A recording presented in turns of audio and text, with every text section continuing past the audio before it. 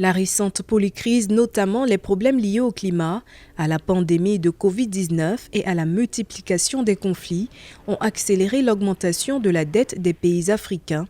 Selon les récentes données du Fonds monétaire international, la dette publique des pays d'Afrique subsaharienne atteignait 57% du produit intérieur brut fin 2022, soit une vingtaine de pays du continent qui seraient en situation de surendettement ou en voie de l'être. Interviewé par Africa 24, Abdoul Salam Bello, administrateur du groupe Afrique 2 au conseil d'administration du groupe de la Banque mondiale, revient sur les fondements du surendettement des pays africains.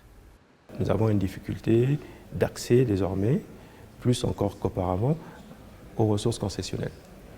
Or, nos pays ont quand même des besoins importants, du fait même de la jeunesse de la population, du fait même des questions de connectivité, justement liées à l'intégration régionale, liées à l'accès au marché, liées à la question de l'énergie.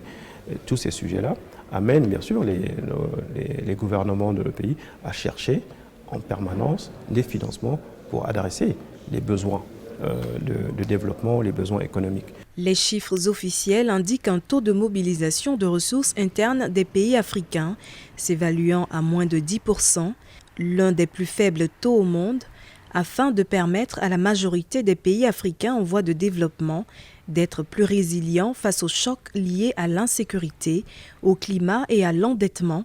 Le haut responsable juge nécessaire de tripler l'enveloppe de 93 milliards de dollars mobilisée en 2022. Il faut qu'on arrive déjà à tripler l'enveloppe existante. Cette enveloppe est de 93 milliards de dollars mobilisée il y a 1 an et demi. Nous disons qu'il faut tripler cette enveloppe justement pour aider à adresser les différents chocs auxquels font face nos pays, que ce soit les chocs liés à la sécurité ou à l'insécurité, les chocs liés au climat, mais aussi les autres chocs liés notamment à l'endettement, entre autres. L'exploitation du potentiel des ressources naturelles et l'investissement dans le potentiel humain pourraient permettre d'améliorer la viabilité des finances publiques et de la dette des pays africains.